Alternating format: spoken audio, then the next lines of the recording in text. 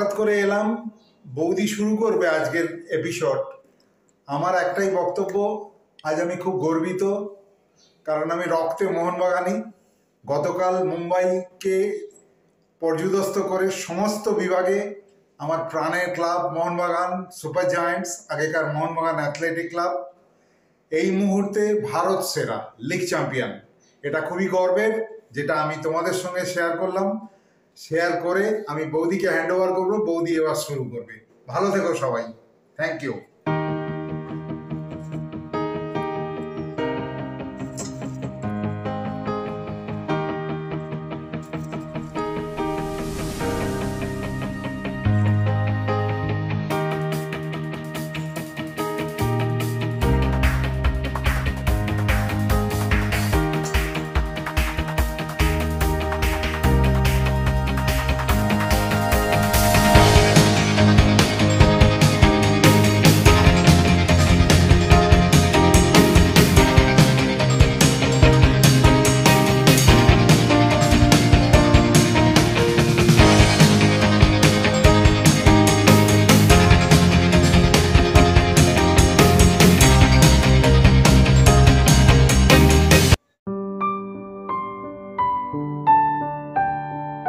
বন্ধুরা, রান্নাঘরে চলে এলাম। এইবার প্রথম কাজ হচ্ছে রান্নাঘরে এসে এই জিরে আদা জলটা দিয়ে এই দেখো 8খানা, আজকে যেহেতু অষ্টমী, 8খানা অশোক ফুল আর 8খানা মুগ কড়াই, এই দিয়ে আজকে আমি প্রথম দিনটা স্টার্ট করছি। হ্যাঁ, এইটা আমাদের খেতে হয়। তোমাদের কার কার এরকম খেতে হয় গো একটু জানিও না, আমার বেশ ভালো লাগে এইগুলো পড়তে।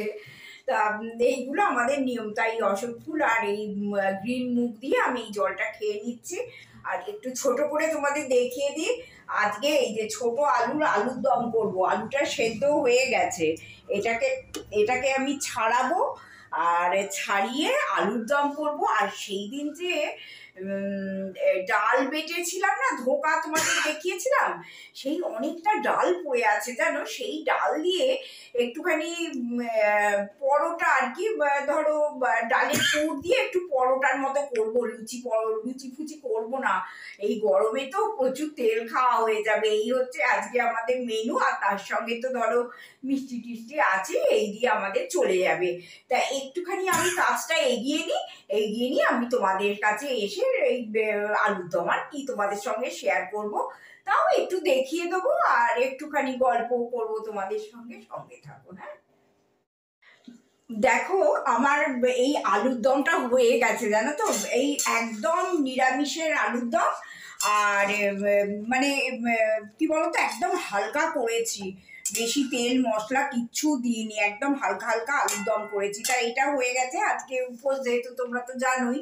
আর একটা কথা জানো তো বন্ধুরা, এটা করতে করতে ছোট্ট করে একটা আমার ছোটবেলার গল্প তোমাদের সঙ্গে একটুখানি শেয়ার করার ইচ্ছে আছে। সেটা হচ্ছে যে আমি যখন মানে খুব ছোট বাচ্চা ছিলাম, আর আমার মায়েরা না 6 বোন ছিল জানো তো। আর বাপের বাড়ি যেত, গিয়ে ওখানে একসঙ্গে সব বোনেরা এইসব ষষ্ঠী এইসব করতো, সব বোনেরা একসঙ্গে হতো। আমাদেরও সব যা যা বাচ্চা কাচ্চা সব নিয়ে যেত, আমরাও হইচই করতাম, আর মায়েরাও বোনেরা হইচই করতো। তা আর আমি কেমন ছিলাম জানো তো, যেমনি দেখতাম মাম আর আমার মাসিরা সব এইসব উপোস টুপোস এটা ওটা সেটা করবে, সঙ্গে সঙ্গে আমার কান্না আরম্ভ হয়ে যেত যে আমি আমার মা আর মাসিদের যা খাই আমি সেই রকমই খাবো, তার বাইরে আমি কিছুতেই খাবো না। কেউ ভুলিয়ে ভালিয়ে আমাকে কিছু খাওয়াতে পারবে না। তারপরে আমি আমার মাসিকে আর কি খুব ভালোবাসতাম, মাসি ছোট মাসি এদের খুব ভালোবাসতাম ছোটবেলায়। তা মাসি আমাকে বলতো যে ওই সামনেই আর কি বিয়ে হয়েছিল, বলতে তোকে আমাদের বাড়িতে নিয়ে যাই, আমি যা উপোসে খাবো তুই তাই খাবি বলে আমাকে তার বাড়িতে নিয়ে যেত। নিয়ে গিয়ে আর ওখানে তো মেসোমশাইও ছিল, তার মাসি সব ছেলেপুলেরাও আছে। তা আমাকে বলতো এই দেখ সব রান্না করেছে, এইগুলো আমি খাবো, তা তুই খা। সঙ্গে সঙ্গে আমি আবার ওই নমাসিমার বাড়িতে বসে ওখানেই স্নান করিয়ে দিত, ওখানে স্নান টান করে ভাত মাছ খেয়ে তারপরে আমি হ্যাঁ ভাত মাছ সব যা ওদের রান্না হতো খাইয়ে দিত, খাইয়ে দিয়ে তারপরে আবার মায়ের কাছে মামার বাড়িতে ফিরতাম। মা বলতো কি রে নীল ষষ্ঠী হলো, অশোক ষষ্ঠী হলো? হ্যাঁ আমি আজকে নীল ষষ্ঠী করে নিয়েছি, আজকে আমি আমার 9 মাসির মতো খেয়েছি, ওই জন্য আমার অশোক ষষ্ঠী নীল ষষ্ঠী সব হয়ে গেছে। তাই এই ছোটবেলার কথাগুলো আজকে এইসবগুলো করছি তো ভীষণ মনে পড়ছে জানো তো, ওই জন্য আমার অনেক বন্ধু বলে তোমার ছোটবেলার গল্প একটু শেয়ার করো, তা ছোট্ট করে তোমাদের সঙ্গে একটু শেয়ার করে দিলাম। আর একটাও জিনিস বন্ধুরা তোমাদের দেখাচ্ছি, দাঁড়াও। এইখানে দেখো, বিশেষ করে সোমা, তোমাকে আমি বলে দিচ্ছি, তুমি তো আমাকে সবসময় বলো তোমার স্কিনটা খুব ভালো, তোমার স্কিনটা খুব ভালো, ওই জন্যে আমি সোমা তোমাকে একটা কথা আমি বলে দিচ্ছি, সেটা হচ্ছে দেখো আমি কিন্তু এইটা রেগুলার স্নান করার সময় এটা আমি মাখি, আমি গায়ে কোনো রকম সাবান ইউজ করি না। এই যে দেখো মুসুর ডাল আছে, একটু কাঁচা বাদাম আছে, আর ওই লেবুর খোলা আমি একটুখানি দেখো শুকিয়ে রেখে দিয়েছি। হ্যাঁ, সেই লেবুর খোলাটাকে এর মধ্যে আমি দিয়ে দেবো, দিয়ে এটা গ্রাইন্ডারে আমি মানে শুকনো ডাস্ট করে বেটে শিশিতে রেখে দেবো। আর রেগুলার যখন স্নান করব একটু টক দইয়ের সঙ্গে এটা মিশিয়ে নিয়ে স্নান করব। এইটা কিন্তু তোমার স্ক্রাবিংয়েরও কাজ করবে, সবের কাজ করবে। এইটা করে তোমরা দেখো, আমি সোমার সঙ্গে সঙ্গে আমার অন্য সব বন্ধুদের সঙ্গে এটা শেয়ার করে দিলাম, সঙ্গে থাকো বন্ধুরা। দেখো যেটা আমি গুঁড়ো করলাম না, মুসুর ডাল, কাঁচা বাদাম আর কমলা লেবুর খোসা যেটা আমি শুকিয়ে রেখেছিলাম, সেটা আমি এটা গুঁড়ো করে নিলাম, নিয়ে এবার আমি শিশিতে ভরে রাখবো, আমার অনেক দিন কাজে লেগে যাবে। এটা করে দেখো বন্ধুরা। ময়দা যদিও আমরা খুব একটা খাই না, সেটা তো তোমরা জানো, দেখছি যদি শুধু আটা, একটু দাদা বলে শুধু আটাতেও করে নিতে পারি।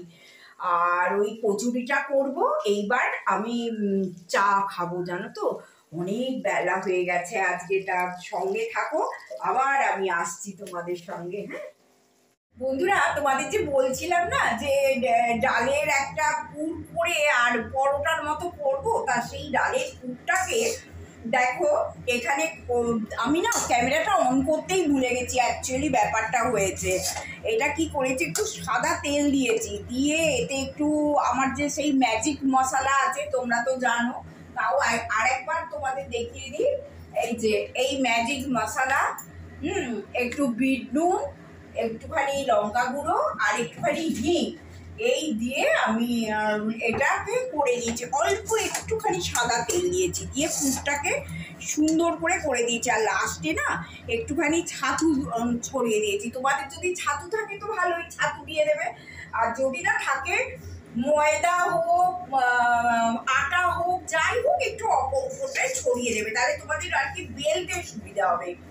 এবার আমি কি করবো সেটা তো আমি স্নান টান করি, একটু ঘরদোরের কাজকর্ম করি, করে তারপরে আবার তোমাদের সামনে আসছি। হ্যাঁ বন্ধুরা, স্নান টান হয়ে গেল, এইবার আমি এই ডালপুরিটা একটুখানি তোমাদের সঙ্গে শেয়ার করে দেবো। আমার তো তোমরা অনেকেই জানো, সবাই করো, কিন্তু আমার তো অনেক নতুন নতুন বন্ধু আছে, তারপরে যারা নতুন বিয়ে করেছে, হ্যাঁ তাদেরও তো একটুখানি এইগুলো দেখালে তারাও একটু শিখে যায় আর কি।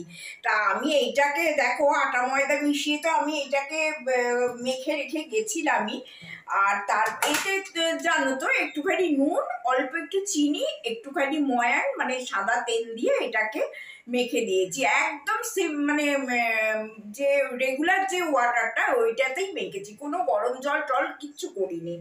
এইবার এই যে আমি দেখো এই যে এই ডালটাকে করে নিয়েছিলাম, এই যে ডালটা করে নিয়েছিলাম, হ্যাঁ তোমাদের দেখিয়ে দিয়েছি, তা সেইটাকে আমি এর মধ্যে পুরটা আমি দিয়ে দেব।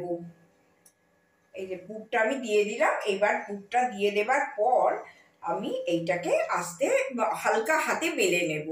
আর তার আগে তোমাদের একটা জিনিস আমি দেখিয়ে দেবো, সেটা হচ্ছে না দেখিয়ে দিই, এত গরম না বন্ধুরা যে কি বলবো, স্নান করে এসেছি, এসে হুড় হুড় করে ঘামছি, আর এই গ্যাসের ধারে থাকতে পারছি না জানো, তো গরম থেকে কষ্ট হচ্ছে। যাই হোক বন্ধুরা, ভিডিওটা স্কিপ না করে দেখো, আর প্লিজ যারা দেখেছো তারা একটু সাবস্ক্রাইব করে দাও, বুঝে বৌদির এই ভিডিওটা সুন্দরভাবে তোমরা দেখলে আর সাবস্ক্রাইব করে দেখো। হ্যাঁ, আর দেখো আমি চিরকালই এটা করি, এই যে সাদা তেল নিয়ে ভালো ঘি না অল্প করে এর মধ্যে মিশিয়ে দিই, তাহলে কি হবে, এই ধরো এই পরোটাগুলো না খেতে দারুণ ভালো লাগে, একটা ভালো ঘিয়ের গন্ধ ছাড়ে, দারুণ খেতে লাগে জানো তো।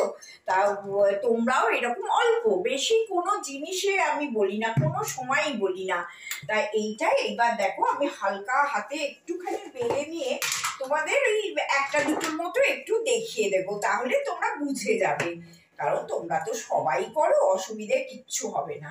আর আমার এইখানটা পরিষ্কার আছে, হ্যাঁ একদম রান্নাঘর একদম সুন্দর করে পরিষ্কার ঝরিষ্কার করা আছে, কোনো অসুবিধে নেই।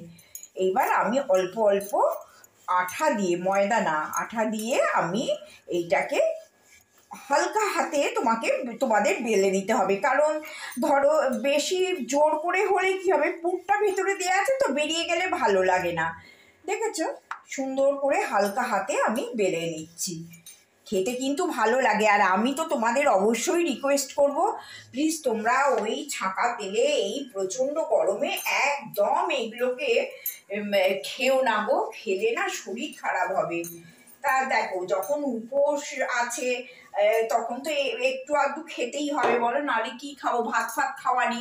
আর আমার একটু সুবিধে হয়েছে, দাদা বলেছে যে আমিও এটাই খেয়ে নেবো, দাদার শরীর এখন ভালো আছে, আর আমি তো এক গাদা কোনো তেল ফেল দিয়ে করছি না, দাদার খাওয়ারও কোনো অসুবিধে নেই।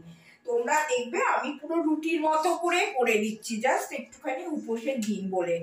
আর সকালবেলা তো তোমাদের আমি দেখিয়েইছি, আলুর দম করে রেখে দিয়েছি, মিষ্টি আছে, ঠিক আছে। আমি প্লেটটা তোমাদের সঙ্গে সেটাও আমি কিভাবে দাদাকে খেতে দিচ্ছি তোমাদের দেখিয়ে দেবো। হ্যাঁ,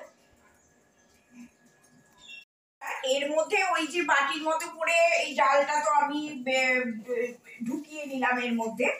এরপরে আবার একটা দেখিয়ে দিচ্ছি যে আমার যারা নতুন বন্ধু, যারা নতুন সংসার করছো, যারা নতুন বিয়ে করেছো, তাদের তো ফ্যামিলি মেম্বারসদের চমকে দিতে হবে এই সব করে। তা তোমরা এইগুলো বাড়িতে করো, জানো তো, খুব মজা করে বাড়ির লোকজন খাবে।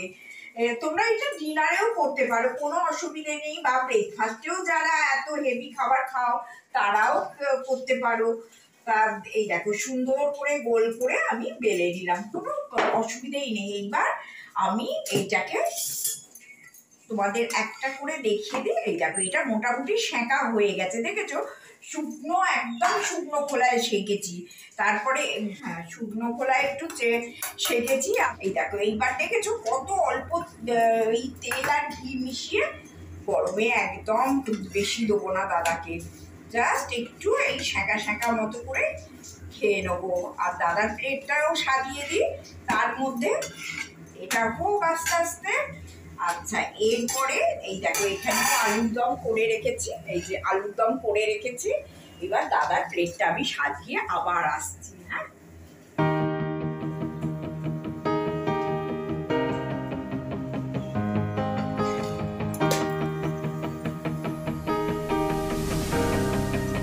বন্ধুরা দেখো দেখো এই যে এইটা এখানে দিয়ে দিলাম অল্প তেলে, একদম ডাল পরোটাই বলতে পারো, মানে মটর ডাল আর ছোলার ডালটাই বেশি, সেই পুরটা করেছিলাম, সেইটাই ভেতর দিয়ে দিয়ে এই পরোটাটা করে নিলাম। এই ছোট আলুর দম, এই যে ছোট আলুর দম আর একটা লাড্ডু, এই হচ্ছে আজকে দাদার খাওয়ার। এখানে লঙ্কার আচার আছে। হ্যাঁ, আমি আজকের দিনে পেঁয়াজ তো কিছু খাই না, দাদাও খায় না, বলে তুমি যা করবে আমিও তাই করবো, আমারও তো সন্তান, আমিও তাই করবো। তা দাদা খায় না, ভেবেছিলাম একটু স্যালাড করবো। এই দেখো এখানে এই যে এখানে শসা গাজর সবই রেখে দিয়েছি, আর ধৈর্য লাগছে না গো, এই প্রচন্ড গরমে আর ভালো লাগছে না। হ্যাঁ, আজকের মতো বন্ধুরা ভিডিওটা শেষ করলাম। প্লিজ তোমরা সঙ্গে থেকো বৌদি দাদার, আর সাবস্ক্রাইব করতে ভুলো না, স্কিপ করে ভিডিওটা দেখো না। আর কি করতে হবে, অবশ্যই কমেন্ট করতেই হবে, এটাই কিন্তু বৌদি দাদা একদম ছাড়বে না। হ্যাঁ, সঙ্গে থাকো।